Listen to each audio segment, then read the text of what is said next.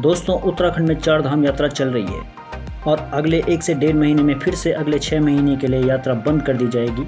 आज मैं आपको इस वीडियो में बताने वाला हूं कि यात्रा का सही समय चुनें ताकि आप भीड़ भाड़ से बच सकें और भगवान के अच्छे से दर्शन कर सकें। सारी जानकारियां देंगे, वीडियो को बिल्कुल भी स्किप मत करना, वीडियो पूरा देखना और बेल आइकन जरूर दबा देना ताकि आने वाली वीडियो की नोटिफिकेशन आपको मिलती रहे।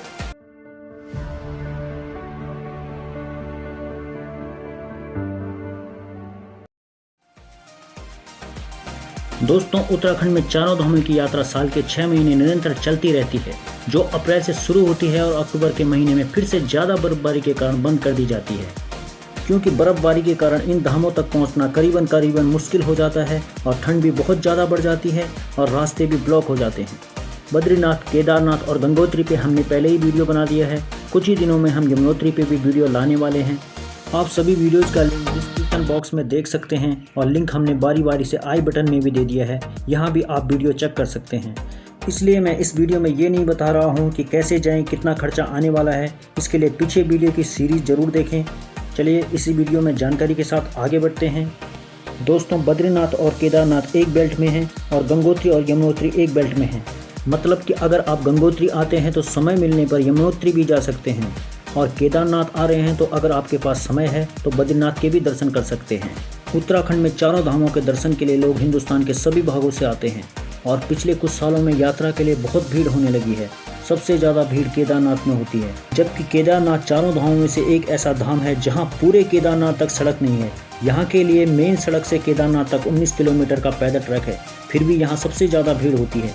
इसमें सोशल मीडिया का बहुत बड़ा रोल है। हालांकि कई बार देखा गया है कि यहाँ कुछ युवा यात्रा के लिए कम और मौज मस्ती और सेल्फी के लिए ज़्यादा आते हैं, रील्स के लिए ज़्यादा आते हैं, जो बिल्कुल गलत है। खैर, इसमें हम ज़्यादा कुछ कह नहीं सकते हैं, सबकी अपनी अपनी चॉइस है, सबकी अपनी अपनी राय है। हमारे विचार से मंदिरों में और देवस्थानों में ऐसा नहीं होना चाहिए। चलिए हम मेन मुद्दे पे आते हैं, इस वीडियो के विषय पे आगे बढ़ते हैं। दोस्तों, हमारे व्यूअर्स में से पंकज गगवाड़ी ने 2 बार हमसे रिक्वेस्ट कर ली है कि आप एक चारों धामों पर एक ऐसा वीडियो बनाएं। उन्होंने हमसे रिक्वेस्ट की थी कि आप चारों धामों पे एक ऐसा वीडियो बनाएं जिसमें ये जानकारी हो कि धामों की यात्रा का परफेक्ट समय क्या हो, जब भीड़ भाड़ भी बहुत कम होती है और भगवान के अच्छे से दर्शन हो जाते हैं। बताते हैं आपको भीड़ भाड़ से कैसे बचें, सही समय कौन सा चुनें ताकि भगवान के अच्छे से दर्शन हो सकें और यात्रा का आनंद ले सकें आप।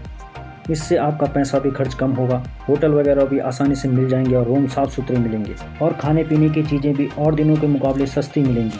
इससे आपके पास एक्स्ट्रा समय बचेगा और आप धामों के चारों तरफ आसपास कुछ और भी जगह एक्सप्लोर कर सकते हैं, जैसे हरसिल, चोपता, औली वगैरह।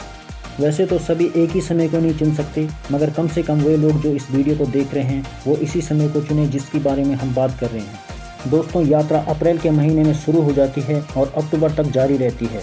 तो इन 6-7 महीने में कौन सा महीना ऐसा है जब भीड़ भाड़ कम होती है? दोस्तों, जब यात्रा शुरू होती है तो हमेशा शुरू के महीनों में भीड़ कम होती है, जो धीरे धीरे बढ़ती है। तो अगर आप यात्रा पे आना चाहते हैं तो पहले से ही रजिस्ट्रेशन करा लें। इससे आपको सबसे पहले पहुंचकर लंबी कतारों में नहीं लगना पड़ेगा। अप्रैल से लेकर और मानसून आने तक सड़कों की स्थिति भी ठीक रहती है और रास्ते सुगम बने रहते हैं, क्योंकि मानसून आने के बाद बाढ़ और लैंडस्लाइड का खतरा बना रहता है। मई के महीने से चारों धामों में भीड़ बढ़ना शुरू हो जाती है, खासकर से केदारनाथ में, और यह भीड़ अगस्त तक बनी रहती है। कई बार देखा गया है कि भक्त 12 से 14 घंटे कतारों में खड़े होते हैं और तब भी उनको दर्शन नहीं हो पाते हैं। जून में मानसून आने के बाद अगस्त तक काफ़ी बारिशें होती हैं और पहाड़ों में सड़कों का बुरा हाल हो जाता है। लैंडस्लाइड, बाढ़, ये सारी चीज़ें यात्रा को अव्यवस्थित करती हैं और ये रिस्की भी काफ़ी होता है। इसके अलावा जुलाई अगस्त में सावन का महीना होता है, कांवड़ यात्रा का समय होता है, तो भक्त केदारनाथ की तरफ बहुत बड़ी संख्या में आते हैं। इसकी वजह से सड़कों में जाम, मंदिरों में भीड़ काफ़ी होती है।